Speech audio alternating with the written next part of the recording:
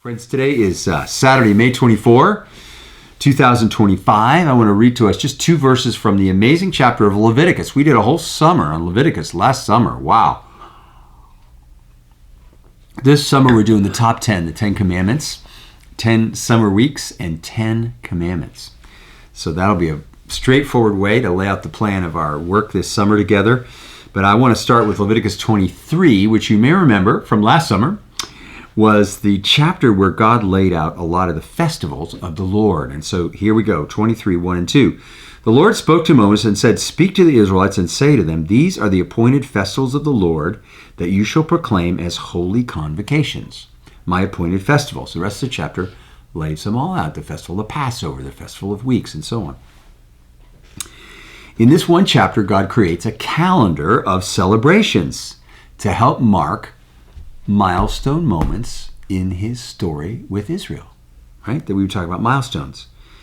The word for celebration in Hebrew is Hagag. Say it with me, Hagag, which means to keep or to observe something.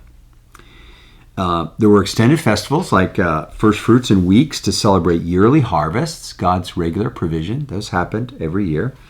The festival of booths recalled the time of divine provision for Israel in the wilderness, when they didn't have permanent shelters and when they had to continue to find shelter and food in the midst of the wilderness.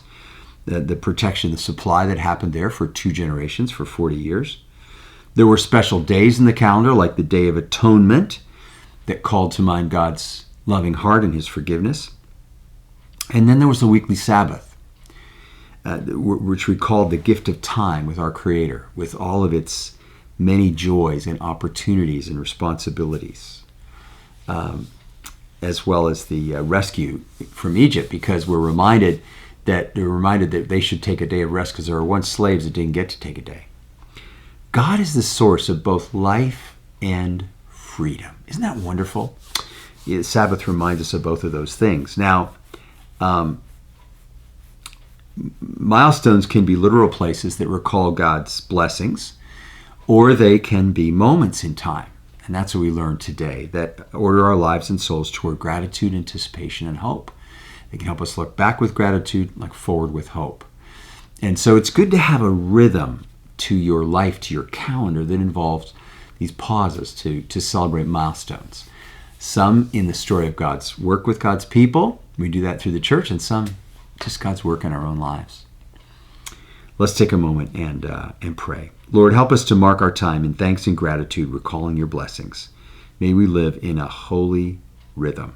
Ask this in your Son's name. Amen. Thanks for being with us this week.